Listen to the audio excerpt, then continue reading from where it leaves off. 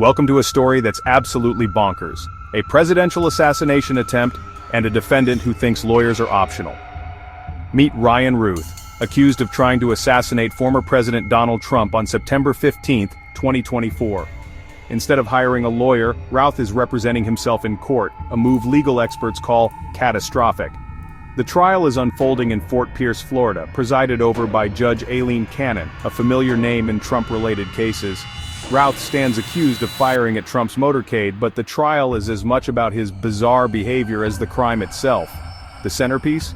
His black Nissan Xterra, now infamous for its chaotic contents.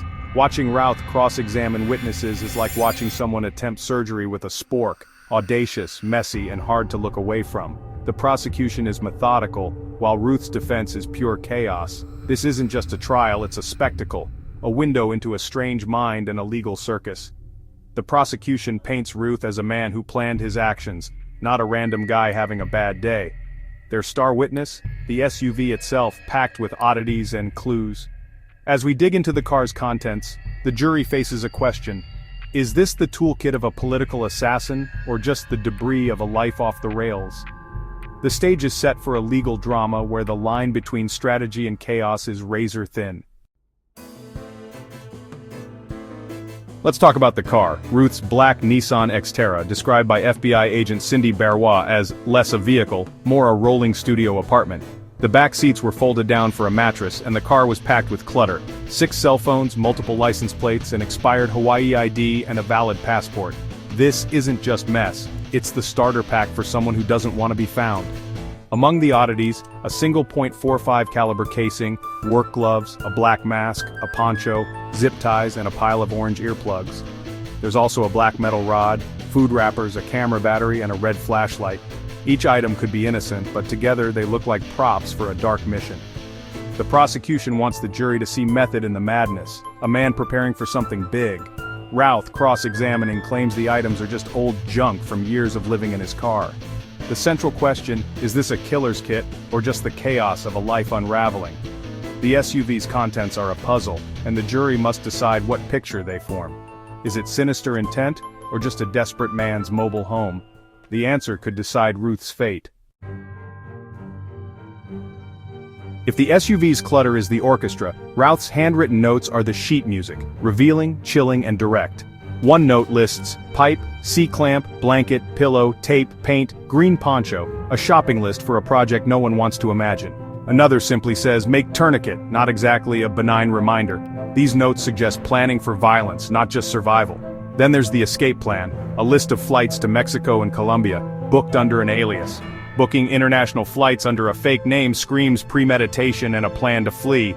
The prosecution also presents receipts, parking slips, dollar store purchases, and fast food, placing Routh in Palm Beach County for weeks before the incident. This isn't a man acting on impulse, it's someone embedding himself, waiting. The mundane paper trail becomes evidence of intent. The jury is asked, are these the actions of a drifter, or a man lying in wait? The notes and receipts turn the ordinary into the ominous. Every scrap of paper is a clue. The prosecution wants the jury to see a patient predator, not a lost soul. The courtroom dynamic is surreal. Routh, acting as his own lawyer, turns the trial into a spectacle. His cross-examinations focus on trivial details, like the age of a zip tie, missing the bigger picture.